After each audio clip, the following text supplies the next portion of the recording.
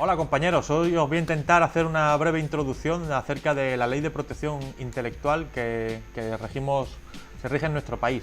Para hablar de la propiedad industrial o la propiedad intelectual en nuestro país tenemos que retrasarnos al Inglaterra en el año 1709, donde la reina Ana introdujo por primera vez un estatuto de derechos de autor. Bueno, entonces el intellectual property en inglés pues ha derivado en nuestros días a una serie de derechos. Básicamente en España tenemos dos series de derechos. Los derechos de autor se dividen en derechos morales y derechos patrimoniales. Todo esto constituye lo que se denomina hoy así comúnmente como copyright. La definición de derecho de autor, como dice aquí, que ahora lo veremos, es la ley que reconoce como autor de una obra intelectual o artística para autorizar su reproducción y participar en los beneficios que ésta genere. ¿Qué es una obra protegida? Pues toda creación que cree un autor, desde libros, composiciones musicales, aunque no tengan letra, también están protegidas. Obras dramáticas, etcétera, etcétera. Y todo el listín que tenéis a continuación. Ahora vamos a hablar así muy rápidamente del titular de los derechos. ¿Quién es el titular de una obra? Pues es muy fácil, el autor que genera esa obra. Autor, dícese de la persona natural que crea alguna obra literaria, artística o científica. La condición del ser autor de una obra no es no renunciable, no se puede traspasar ese derecho de ser el autor de una obra, ni tanto cuando uno está vivo ni cuando uno está muerto. Como toda ley tiene sus excepciones, sus limitaciones. Básicamente aquí tenemos cuatro pilares: la defensa de los derechos fundamentales, la salvaguarda de la competencia, el interés público y las imperfecciones del mercado. Estas excepciones y limitaciones son las que se basa la gente para ejercer la piratería. Todos estos derechos patrimoniales tienen su duración en el tiempo. Esto no es de por vida. Entonces se empezaron a llegar a una serie de acuerdos. Fueron aumentando los años, incrementándose los años, hasta que hoy en día esa duración es 70 años a partir de la muerte de un autor. ¿Qué requisitos formales hay que hacer para registrar una obra? Ninguno, básicamente ninguno. En el momento que tú haces una obra, tú eres el autor de esa obra. ¿Dónde se puede registrar esa obra? Pues en el Registro General de la Propiedad Intelectual, que está permitida por el Ministerio de Cultura. En 1878 se intentó una ley internacional del derecho de autor, fue un fracaso. Entonces, en 1996, la Organización Mundial de Propiedad Intelectual creó un tratado sobre derechos de autor, que es lo que tenemos en vigor hoy en día, aparte de una normativa europea, que es la que se rige en España. Con la época de la tecnología, de las telecomunicaciones, pues han surgido muchísimos problemas, porque todas esas obras se han digitalizado. La música, el cine, etcétera, etcétera. Más adelante se hablará de la piratería, hablará mi compañero. Solo quería decir que a raíz de toda esta serie de internet se tuvo que cambiar la ley. La última modificación de la ley se hizo en 2006, la española, pero en el 2002 ya se introdujo todo el tema de copia digital, derecho de reproducción, el derecho de distribución, el derecho de comunicación pública y el derecho de transformación de una obra. Todo ello aplicado a las nuevas tecnologías.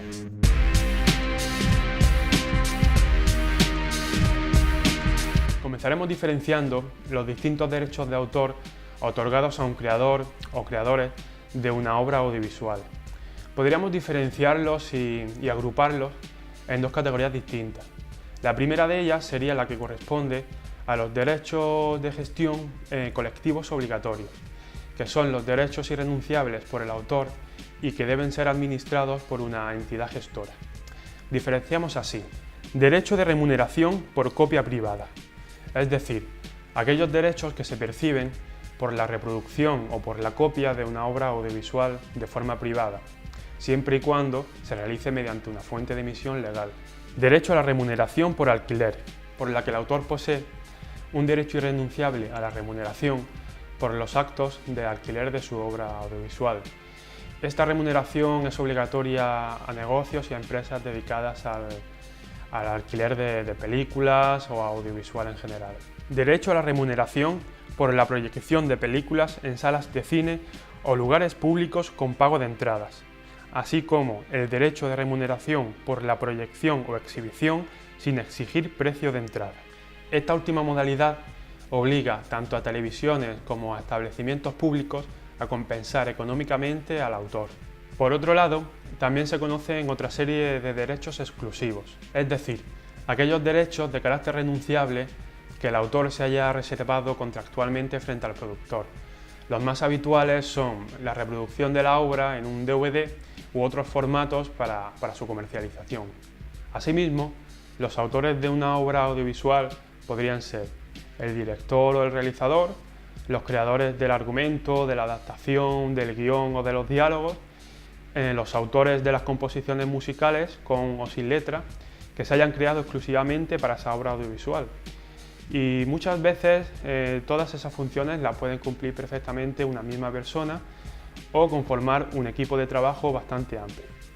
Pero no siempre esa persona o personas se ven beneficiadas con la creación de su obra, porque a pesar de existir todos esos derechos, la moralidad a veces rompe la cadena que la ley crea para un beneficio colectivo, ya sea de enriquecimiento económico o cultural.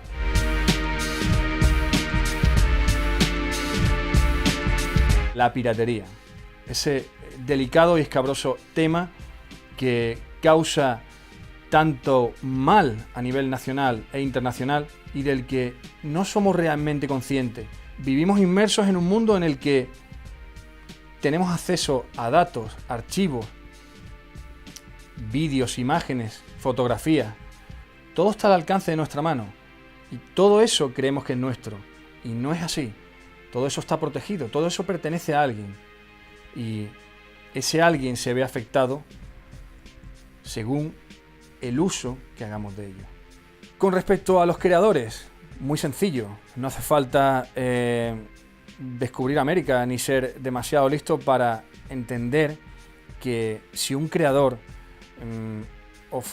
crea una obra, divulga una obra, debe de alguna manera verse recompensado. El creador, no por crear algo artístico, algo que pertenezca a lo audiovisual, algo que pertenezca a lo pictórico, a lo arquitectónico, etc., no significa que deba obtener menos a cambio, ni más tampoco, sencillamente lo que le corresponde. Si nosotros nos hacemos con copias ilegales y la divulgación de la copia original no llega a ninguna parte, evidentemente estaremos silenciosamente matando esa industria. Con respecto a los trabajadores, pues todos esos trabajadores que forman parte de la maquinaria de producción de cualquier medio audiovisual, pues se ven afectados evidentemente porque al haber menos producción va a haber menos puestos de trabajo.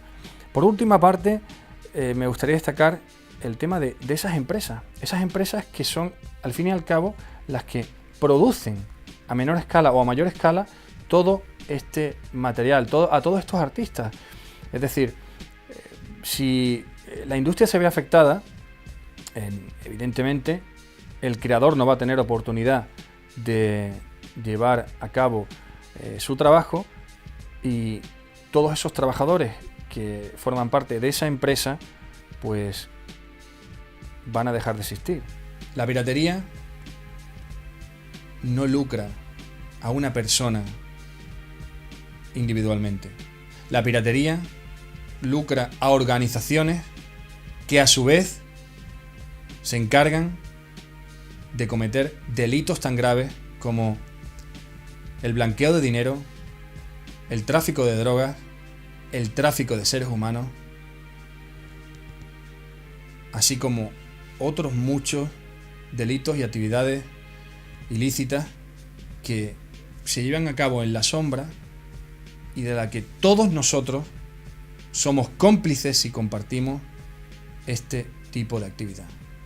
En definitiva, tenemos que ser capaces de ver eso. Tenemos que ser capaces de ver que nuestra vida, nuestra cultura, nuestro pasado, nuestro presente y nuestro futuro está ligado en una sola cosa, en creer que se puede hacer un mundo mejor.